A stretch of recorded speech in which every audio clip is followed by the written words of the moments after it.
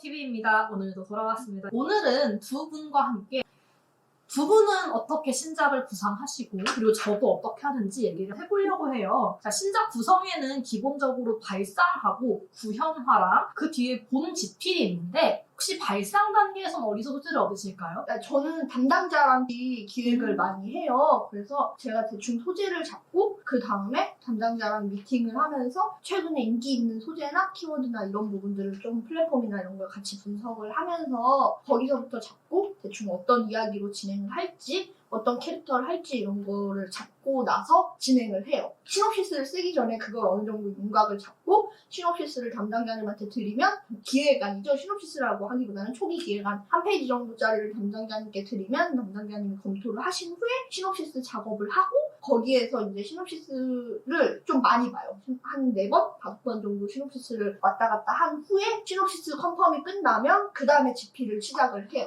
그런 식으로 진행을 하는데 무료 연재 같은 경우에는 혼자서 그냥 거의 다 이 작업을 하죠. 제가 궁금한 거는 소재를 실제로 먼저 픽하신 다음에 담당이랑 얘기를 나누시는 거잖아요. 네, 그 그렇죠. 태초에 소재를 픽하시는 거는 어디서 영감을 얻으세요?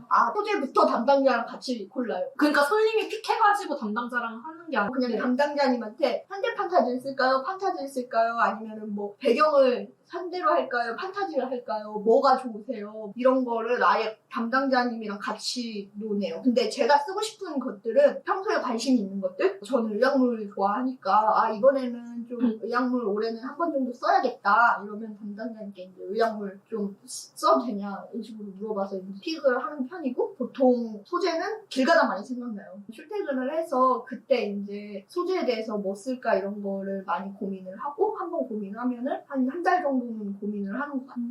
그래서 유튜브 보면서 유튜브랑 다른 작가님들 소설 보고 가끔은 그림 같은 거 보면 궁금했던 부분이 있는데 네. 예를 들어서 야구에 대한 소설을 쓰겠다라고 네. 하면 그 태초 야구라는 소재가 이렇게 출퇴근하다가 네. 그냥 다른 분의 소설 보다가 네. 온다는 그렇죠. 삘이 와요. 약간 이렇게 얘기해가지고 그냥 삘이 와요. 근데 보통은 그 관심 있는 거를 쓰고 싶어 하잖아요. 난 이번에 야구를 써야겠다라고 생각을 하면 그 다음부터 야구와 관련된 막 유튜브를 보거나 아니면 책을 사거나 이렇게 해갖고 아니면 야구 관련 소설들을 막 이렇게 찾아보고 그걸 보다 보면은 이런 부분들을 소설로 쓰면 재밌겠다 싶은 게 보이거든요. 그러면 그런 것도 찾아보고 뭐 야구 관련해서 뭐 영상이나 이런 것도 많이 보면서 이런 거구나 하고 공부를 시작을 하고 그 다음에 진행을 해요. 작품을 어떤 걸 써야겠다. 뭔가 좀 저는 제 기분대로 고르는 느낌이에요. 그러면 일단 신내림을 어디선가 받으시고 세부적인 조사를 해나가시면서 소재를 잡으시는 느낌인 거죠. 네, 왜냐면 제가 대중적인 키워드도 좋고 다 좋은데 저는 작가가 될 때 결심을 한 게 초심이라 그러죠. 그런 게 몇 가지 있는데 그 중에 하나가 제가 쓰고 싶은 걸 쓰자. 쓰기 싫은 거 말고 쓰고 싶은 거를 쓰자라고 생각을 해서 웬만하면은 그런 소재 위주로 잡아요. 제가 만약에 이 글이 너무 쓰기 싫어도 내가 쓰려고 생각을 했으니까 내가 쓰기로 한 거니까 끝까지 써야지라는 책임감이 드는데 그게 아니면은 진짜 쓰기 싫더라고요. 내 작품이 아닌 것 같아요. 라하님은 어떠세요? 저는 제가 좋아하고 잘하는 것 중에서 생각해보는 것 같아요. 내가 관심 있는 거는 이러이러한 분야가 있어. 나는 A랑 B랑 C가 좋아. 나는 빵을 먹는 게 좋아하고 다양한 빵이랑 케이크에 대해서 알아보고 싶어. 라는 제 흥미에서부터 일단 출발을 해요. 그래서 내가 좋아하는 것을 하나 정하고 그 좋아하는 것이 현재 웹소설로 나와 있는 게 뭔지 찾아봐.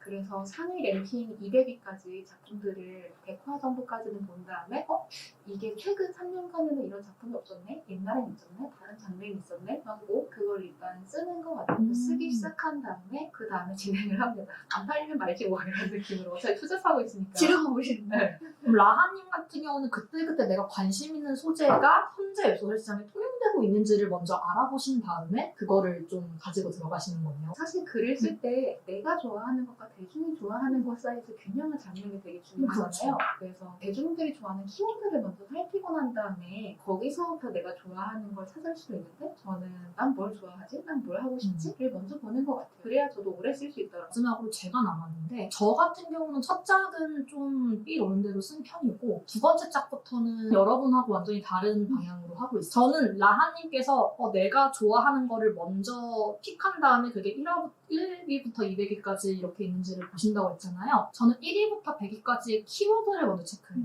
플랫폼에서. 그런 다음에 요새 이런 게 뜨는군. 그러니까 이게 세디 키워드가 있고요. 그때그때 유행인 키워드가 있어요. 한 1, 2년 정도 유행이 가는 키워드가 있고 스테디인 키워드가 있거든요. 그리고 반짝 떴다가 스테디로 자리 잡는 키워드가 있어요. 그걸 구분해 보려고 애를 씁니다. 왜냐면 제가 그때 작품을 준비해서 런칭하기까지는 6개월에서 1년 넘게 걸리기 때문에 운이 나쁘게 금방 사그라들 키워드를 픽해버리면 난처하기 때문에 저는 일단 그래서 1위부터 100위까지를 본 다음에 키워드를 하나 픽을 하고 그 키워드에 파생된 작품들이 있잖아요. 여러 가지 작품들을 다 모아가지고 저는 100화까지는 안 봐요. 일단 무료분만 일단 보고 그 다음에 나의 감성과 맞는 작품을 끝까지 보는 편인데 그런 다음에 거기서 소재를 얻죠. 메이저 키워드를 고른 다음에 거기다 끼워 넣을 수 있는 나만 갖고 있는 게 무엇인지를 생각. 왜냐면 저는 독자들을 끌어오는 건, 호객하는 건 메이저, 그러니까 진입장벽이 낮은 메이저 키워드라고 생각을 하는데 이 작가를 대체 불가능하게 만드는 건 이 작품만의 요소라고 생각하거든요. 저는 그래서 그런 식으로 여러분과 역으로 작업을 하는 편이에요. 좀 계산주의적인 작가라. 제가 그래서 처음에 성격 편차가 엄청 심해요. 아. 그리고 저도 쓰고 싶은 걸 써도 이거를 메이저라 그래야 되나? 먹히게끔 바꾸는 건 또 별개 요소잖아요. 그렇죠. 그거를 터득하기까지 시간이 좀 많이 걸렸어요. 사실은 빨리 성공하고 싶으면 이렇게 쓰셔야 됩니다. 근데 이게 적성에 안 맞으면 힘들어요. 그쵸. 저 같은 경우는 이제 입시 전사였기 때문에 이제 가닥이 있어가지고 하는 건데 약간 필대로 쓰시는 분들은 이런 걸 많이 힘들어 하시더라고요.